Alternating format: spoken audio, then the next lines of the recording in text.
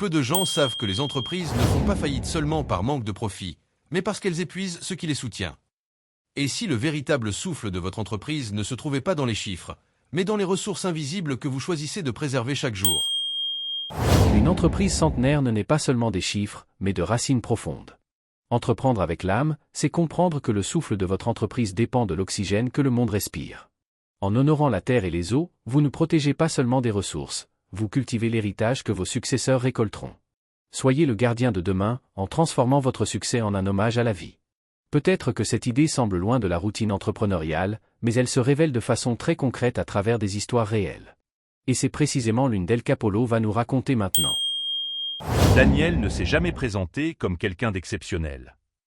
Aux yeux de ceux qui le connaissaient, il était juste un technicien expérimenté qui, après des années de travail acharné, a décidé de fonder sa propre entreprise. Il avait environ 34 ans, une formation pratique, un regard attentif et un désir simple, bâtir quelque chose de durable. Quelque chose qui rendrait sa famille fière et offrirait une stabilité à ceux qui marcheraient à ses côtés. Pendant longtemps, Daniel a cru que ce désir était trop modeste pour le monde des affaires. Lors de réunions avec d'anciens collègues, il entendait des histoires de croissance accélérée, d'investisseurs impatients et d'objectifs agressifs. Il écoutait en silence. Il ne se sentait pas inférieur de penser différemment, mais il ne ressentait pas non plus le besoin de se justifier. Il savait seulement qu'il voulait quelque chose de solide, même si cela prenait plus de temps. L'industrie chimique qu'il a lancée était petite. Elle fonctionnait dans un hangar simple, avec peu d'employés et des processus encore en développement. Il produisait des fournitures courantes, rien de sophistiqué qui n'attire l'attention du marché. Pourtant, Daniel comprenait une chose mieux que ses concurrents. Chaque étape de son activité dépendait profondément de l'eau. Elle était présente dans la formulation des produits, le nettoyage des cuves et le refroidissement des machines. Et même dans l'évacuation correcte des résidus. Au début, ce détail semblait purement technique. L'eau faisait partie du processus, comme l'air fait partie de la respiration. Elle était toujours là, fluide, silencieuse et disponible. Pendant des années, personne n'en a parlé lors des réunions. Elle n'apparaissait pas dans les rapports financiers, ni comme sujet stratégique. Elle était considérée comme acquise. Jusqu'à ce qu'elle ne le soit plus. La région où l'usine était installée a commencé à subir une grave crise hydrique. Les réservoirs ont baissé rapidement, les tarifs ont augmenté et les restrictions sont devenues quotidiennes. Les camions-citernes sont devenus courants et le sujet a envahi les actualités et les réunions d'affaires. Ce qui était une ressource garantie est devenu un risque quotidien. Les autres entrepreneurs ont réagi comme on s'y attendait. Il y a eu des plaintes généralisées, des demandes d'aide publique et des pressions pour des subventions. Beaucoup ont décidé de simplement attendre. Attendre que la pluie revienne, que les tarifs baissent, ou que quelqu'un d'autre règle le problème. Daniel a lui aussi ressenti l'impact. Les coûts ont grimpé, la planification est devenue instable et l'avenir semblait moins prévisible. Pourtant, sa réaction fut différente. Au lieu de ne voir que l'augmentation des dépenses, il a commencé à observer le processus dans sa globalité. Il passait plus de temps à l'usine, marchait entre les machines et parlait aux opérateurs. C'est ainsi qu'il aperçut des gaspillages invisibles. De l'eau utilisée au-delà du nécessaire, des cycles de nettoyage répétés sans critères, des vieux systèmes fonctionnant par habitude. Rien de tout cela n'était fait par malveillance. C'était juste la conséquence naturelle d'une ressource qui avait toujours été disponible. Peu à peu, Daniel a compris une chose qui l'a profondément troublé. Son entreprise dépendait de l'eau bien plus qu'il ne l'imaginait. C'est à ce moment qu'est apparu un conflit interne. Investir dans le recyclage de l'eau signifiait dépenser alors que tout le monde essayait d'économiser. Cela signifiait diriger des ressources vers quelque chose qui n'augmenterait pas la production immédiatement. Cela signifiait ralentir certains secteurs pour en renforcer d'autres. Et surtout, cela signifiait prendre le risque de se tromper alors que beaucoup préféraient attendre. Daniel a mis des nuits à prendre sa décision. Il n'en a pas parlé à beaucoup de monde, ne cherchant pas de validation externe. Il a fait des recherches, a lu, a écouté des techniciens et a fait ses comptes. Il savait que ce chemin ne lui vaudrait pas d'applaudissements, mais il savait aussi que l'inaction coûterait bien plus cher. Il a décidé d'agir. Il a commencé par des solutions simples, système de captage, recyclage et contrôle rigoureux à chaque étape. Il a formé son équipe pour qu'ils comprennent que chaque litre économisé était une garantie de continuité. Il expliquait avec calme, sans discours de motivation, juste avec des faits et des exemples. Il n'a pas créé de slogan, n'a pas cherché de reconnaissance. Il a simplement appliqué ce qu'il croyait être juste. Les mois suivants furent difficiles. La trésorerie était tendue et la peur de l'échec était bien présente. Certains jours, Daniel se demandait s'il n'était pas allé trop loin. Pourtant, quelque chose a commencé à changer.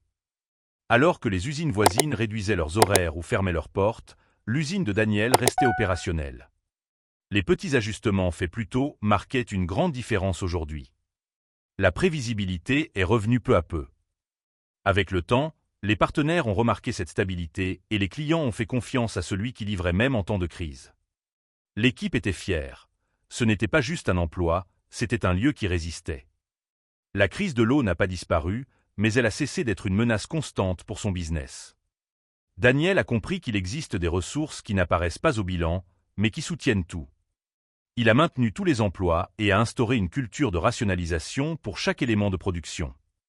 Il a compris que même les éléments auxiliaires nécessitent une attention particulière pour un usage correct.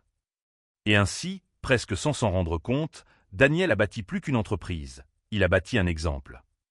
L'exemple que croître ne signifie pas épuiser, et que le succès n'est souvent des choix que l'on fait quand personne ne regarde. L'histoire de Daniel nous rappelle que la sagesse crie rarement.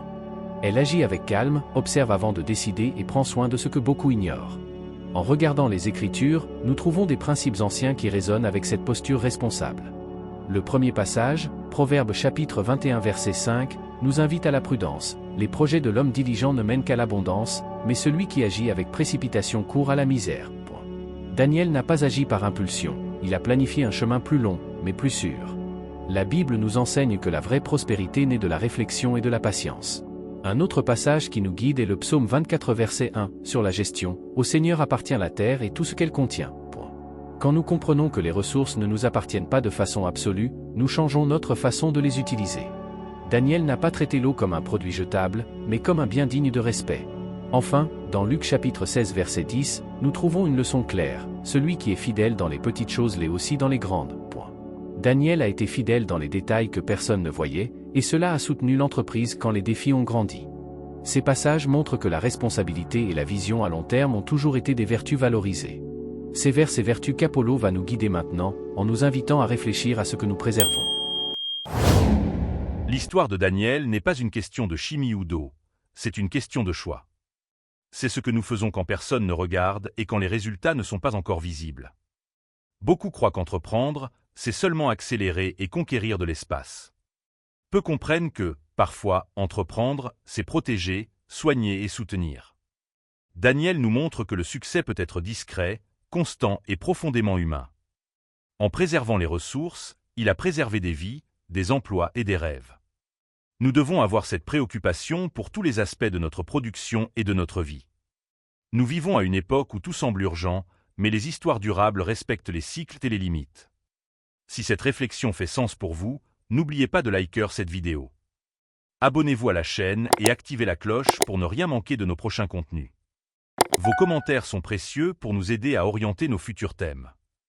Pour en revenir à notre réflexion, la plus grande leçon est peut-être de réaliser que ce qui soutiendra notre demain est souvent traité comme un détail aujourd'hui. Daniel n'a pas prêché des valeurs, il les a pratiquées, et cela a tout changé.